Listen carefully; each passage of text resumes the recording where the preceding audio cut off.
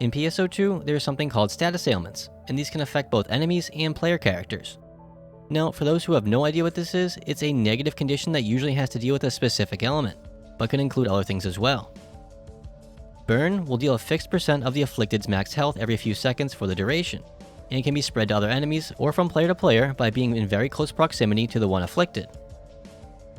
Freeze will encapsulate the recipient of this effect in a block of ice, during which time they will be completely immobile until they take either enough damage to be broken out, or the time runs out. If this happens to a player, their cooldowns and PP regen will also freeze too. Shock will periodically stagger the afflicted, interrupting their actions.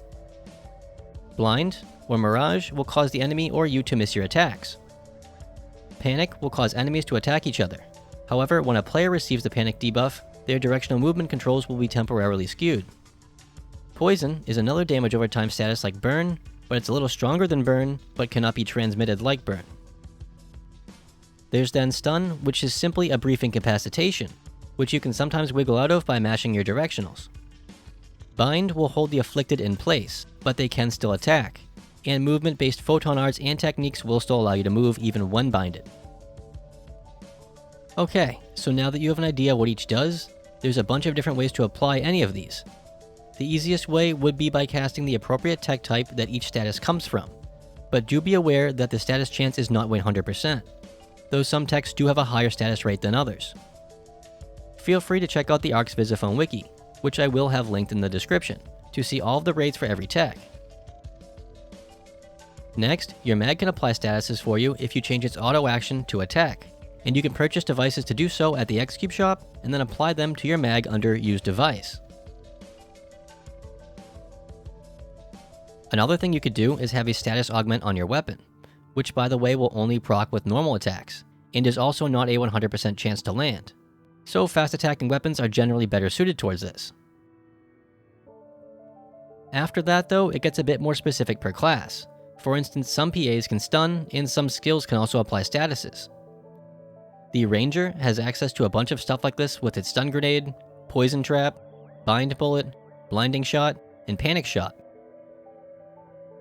Techers have an increased chance of applying statuses with its skill 1 Focus Element when using Photonic Furies. Then Techer along with Force also have some status ailment boosts as well. Whether or not these boosts are worth taking is a whole different conversation though, and really comes down to your build. Then the Fighter has a skill called Chaser Bind, which when maxed has a high chance of inflicting bind on a target that is already afflicted with a status ailment. Now moving on to how to remove these statuses, anyone can do so with a Star or Soul Atomizer, but remember that the Star Atomizer also heals you and everyone in the vicinity as well. And if you are a class that can use techs, the Light Tech Anti will remove these as well. But do keep in mind that you do not need to charge Anti to remove statuses, as charging it will simply increase the AoE. But this can be very helpful if you would like to cure a bunch of players in the area rather than just yourself. Now for this last bit, I'd just like to mention a few cases where applying statuses makes a big difference, as most bosses are actually immune to status. This first one isn't as important, but it's still pretty helpful, and it's that Darkfowl's Elder's hands will collapse when shocking them. And when fighting the main body of Darkfowl's Elder, it will also collapse and fall to that platform, making its arms vulnerable for a very short period of time. Though each time you do this, it will be harder to land next time. The next and rather important one to know about is that once Darkfowl's Luther is afflicted with the blind status, his clock will become vulnerable. And if enough damage is dealt to it while he is under the blind status, the clock will completely break and will be vulnerable for the rest of the fight. And that's about it for status ailments in PSO2. There's really not much to them, and I hope that after this video, they might make a bit more sense to you now. And with that, take care.